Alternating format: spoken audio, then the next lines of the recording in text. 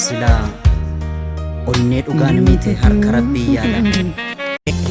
Labe wawaadhe bu'aa hin arganne mimaan koroobis daangaan saan beekamne lafedhaa miiladhe kaleen na kirkirte caraanee warqame qoonqoo na buute. Caraanee warqame qoonqoo na buute. Hiseene edaa hin hubanne hiseene anaatti hin fakkaanne hiseene anaatti hin fakkaanne.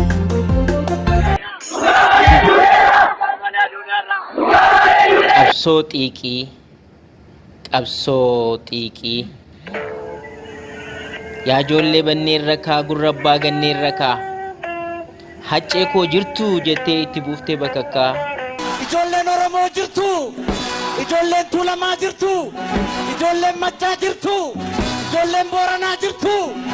Nuti silaa hin jirru qoodamneerra walakkaa yaa goota koo boqadhuu diinaan wareegamte.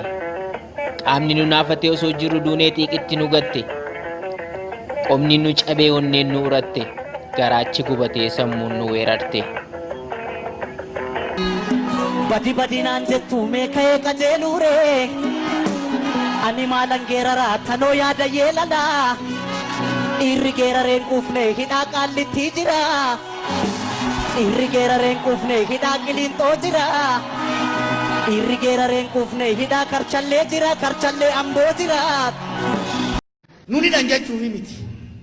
Nuna jeesan jechuufi miti. Moojii warra amata dhibba nugusa ta'uu barbaaduu malee nuti du'uufis hidhamuufis dhabamsiifamuufis qophii. Qabsaan Oromoo bolola aangoo hin qabu bolola bilisummaa malee. Bilisummaa uummata isaa malee. Tokko yoo hidhan kumaatama itti hiriirsina. Tokko yoo ajjeesan kasan daranii jala jala itti ol baafna. Ummanni Oromoo fi Oromiyaa akka isin argu kanatti arga. Mootummaa isaa ta'u inuma filata bakka. Inuma filata. Gootota wareegna hanga guyyaa har'aa qaanqee du'ateetiin liqimsine hadhaa. Qaanqee du'ateetiin liqimsine hadhaa. Nan dhoowwiinaa nan dhaqaa iddoo yartuun nu nyaarte amma sheengee sulaalaa akka lamuu nu nyaarretti biyyeetti ishii dabalaa.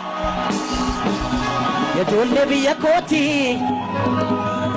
yajoollee biyya kooti, hundumtuu naadhoo kooti, hundumtuu naadhoo kooti. Injirru goota koo yoom ol jenne bakka garuu hirbuu nyaannee hin hojjannu yakka.